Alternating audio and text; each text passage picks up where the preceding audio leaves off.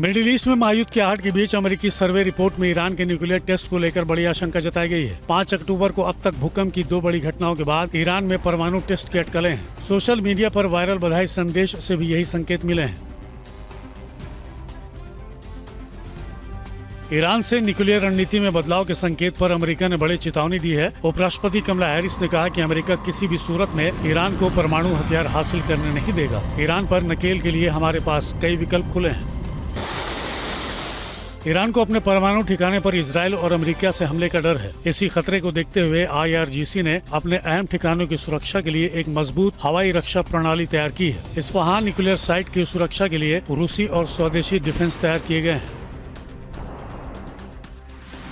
मध्य पूर्व में महायुद्ध की पटकथा करीब करीब तैयार है। इजरायल से साइप्रस अटैक की आशंका में ईरान ने रीजनल वॉर की धमकी दी है। ईरानी विदेश मंत्री अब्बास अरागची ने कहा कि अगर ईरान पर हमला हुआ तो उसके गंभीर परिणाम होंगे। ईरान भी पलटवार को तैयार है।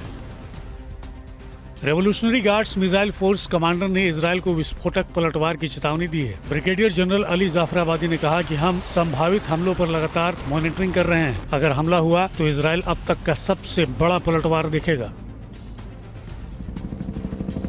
ईरान मिसाइल फोर्स की धमकी के बाद अमेरिका ने बड़ा ऐलान किया है। ईरानी बैलिस्टिक मिसाइलों से इजरायल को अब अमेरिका थाड़ बचाएंगे। पेंटागन ने जल्द थार्ड एयर डिफेंस के साथ 100 अमेरिकी सैनिकों के इजरायल पहुंचने का दावा किया है। बौखलाए ईरान ने इजरायल में थार्ड की तैनाती को जंग भड़काने वाला कदम बताया है। ईरानी विदेश मंत्री ने कहा कि मिडिल ईस्ट में मौजूदा हालात के लिए अमेरिका सबसे बड़ा दोषी है। खबर है कि सीरिया में भी अमेरिका अपने बेस पर थार्ड की तैनाती करने जा रहा है।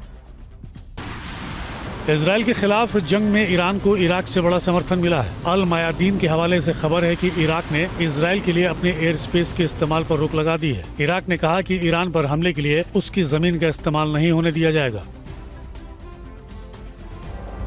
ईरान और उसके प्रॉक्सी गुटों पर हमले को लेकर तेल अवीव में हाई लेवल मीटिंग हुई। पीएम नेतन्याहू ने IDF के टॉप कमांडर्स के साथ इजरायल में हुए हमले की समीक्षा की। सूत्रों के मुताबिक इस बैठक में हिजबुल्लाह के खिलाफ नई रणनीति बनी है। ईरान को लेकर भी चर्चा हुई है।